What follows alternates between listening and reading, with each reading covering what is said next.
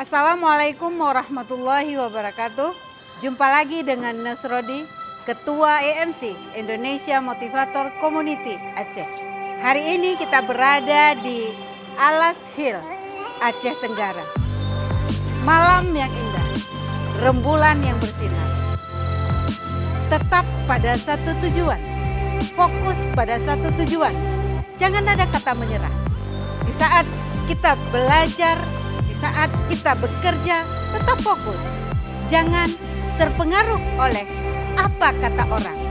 Jangan risau dengan apa kata orang, tapi buatlah orang risau dengan apa yang kita lakukan, sehingga orang lain risau saat melihatnya. Tetap fokus pada tujuan, semangat, akhir kalam. Wabillahi taufiq wal hidayah. Assalamualaikum warahmatullahi wabarakatuh.